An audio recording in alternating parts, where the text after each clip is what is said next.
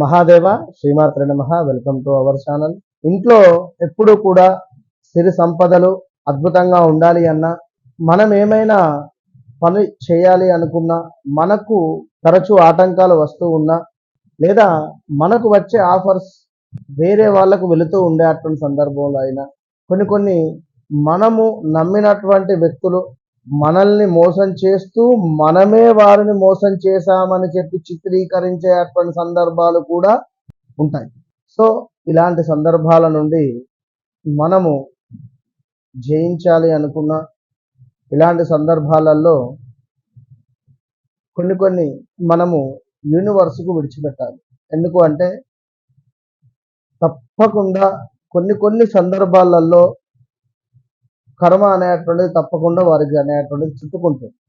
అందులో no doubt. ఇక్కడ ఎవరైతే మహిళామణులు వంట చేసేటువంటి సందర్భాలలో తిట్టుకుంటూ వంట చేసిన,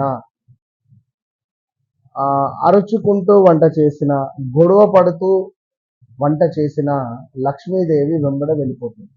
కనుక ఎంతో శుచి శుభ్రతకు సంపదకు మనకు లక్ష్మీదేవి ఎంతో ప్రాధాన్యత లభిస్తుంది. కనుక ఇంట్లో ఉండేటువంటి ఆగ్నేయం మూల మనకు అక్కడ గ్యాస్ స్టవ్ అనేటువంటిది పెట్టుకుంటాం. ఇట్టి గ్యాస్ స్టవ్ పెట్టిన సందర్భాలలో చక్కగా కూడా తుడుచుకొని అక్కడ మలినమైనటువంటి పాత్రలు కానీ మలినంగా ఉండకుండా కూడా శుభ్రంగా పెట్టుకొని వంట పూర్తయిన తర్వాత ఎప్పుడైతే మీరు గ్యాస్ స్టవ్ను స్టార్ట్ చేస్తారో చెప్పులు లేకుండా గ్యాస్ స్టవ్కు నమస్కరించుకొని విష్ణువే అని చెప్పి దండం పెట్టుకోండి. విష్ణవే నమః అనుకోండి, లేదా ఓం అగ్నేయ నమః అనుకోండి. చక్కగా అగ్నిదేవునికి మనస్సులో నమస్కరించుకొని, ఎందుకంటే అదొక యజ్ఞం, వంట అనేది కూడా వాస్తవానికి. కనుక మనం ఏ విధంగానైతే ఒక హోమం చేసే సందర్భాలలో అగ్నిదేవునికి అగ్ని సంస్కారంగా నమస్కరించుకొని హోమం చేస్తాము, ఇక్కడ కూడా ఖచ్చితంగా కూడా గ్యాస్ స్టవ్కు నమస్కరించుకొని ఆ గ్యాస్ ముట్టించిన తర్వాత కూడా ఆ మంటకు నమస్కరించుకొని మన యజ్ఞాన్ని పూర్తి చేయాలి. అంటే వంటకు సంబంధించినటువంటి పాత్రలు బియ్యం అయిన తర్వాత అన్నాన్ని ఒక ముద్దగా చేసి ఆ యొక్క గ్యాస్ స్టవ్ పై పెట్టి దాన్ని బర్న్ చేయాలి. గ్యాస్ స్టవ్ మీద పెట్టి వెలిగించాలి. అగ్నికి ఆహుతి ఇచ్చిన వారు అవుతారు. సో దీనివల్ల ఇంట్లో ముఖ్యంగా కూడా మనీ బ్లాకేజెస్ కానీ హెల్త్ ఇష్యూస్ నుండి కానీ తప్పించుకోవచ్చు. సో అదేవిధంగా మనము కొంత మురికిగా ఆ ప్రదేశాన్ని పెట్టినా కూడా జ్యేష్ఠాదేవి వచ్చేస్తుంది. సో జ్యేష్ఠాదేవి ఎక్కడైతే ప్రవేశిస్తుందో అక్కడ లక్ష్మీదేవి ఉండదు, అందరికీ తెలుసు.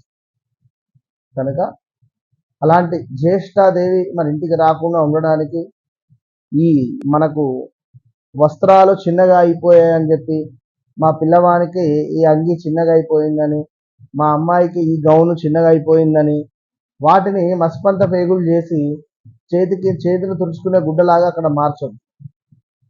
ఇందులో వాటిని ఎవరికైనా లేని వారికి శుభ్రంగా పిండేసి ఐరన్ చేసి అప్పచెప్పండి, పసుపు కుంకుమతో బొట్టు పెట్టి, వారు చాలా సంతోషంగా తీసుకుంటారు.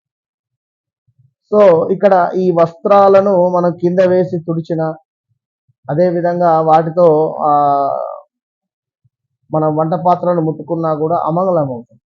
కనుక అలాంటివి ఏవి చేయకుండా తప్పకుండా అగ్నిదేవునికి రోజు అన్నమైన తర్వాత ఒకటే ఒక ముద్ద ఆహారంగా పెట్టేసి మన స్టవ్ మీద పెట్టేయండి, దాన్ని లైటర్తోనే వెలిగించేసేయండి. అది అన్నం చక్కగా కూడా బర్న్.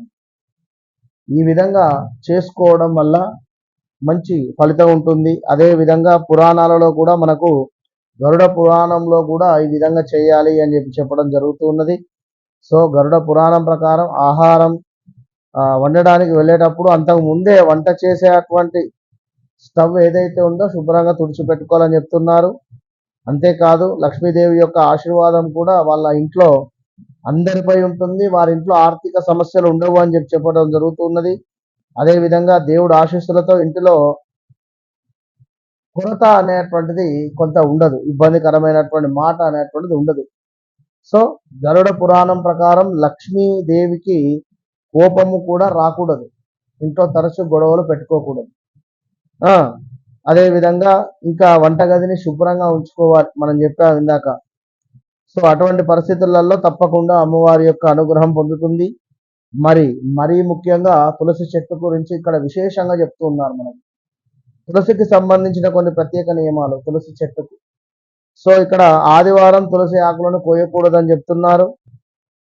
నిద్ర లేచిన వెంటనే తులసిని ముట్టుకోవడం కానీ తులసి చెట్టును తాకడం కానీ చేయకూడదంటున్నారు. సో స్నానం చేయకుండా నీటిని పోయకూడదని చెప్తున్నారు. అదే విధంగా స్నానం చేయకుండా తులసి దళాలను కూడా తెంపకూడదు.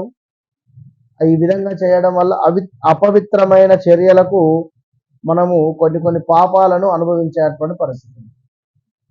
సో తులసి మొక్కకు నీరు పెట్టడం ప్రతిరోజు, ముఖ్యంగా సూర్యోదయం సమయంలో తులసి మొక్కకు నీరు సమర్పించాలని చెప్తున్నారు.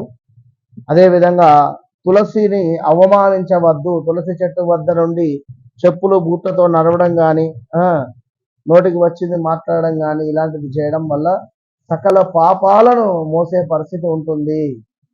కనుక ఇవన్నీ గమనిస్తూ ఉండండి. All the best.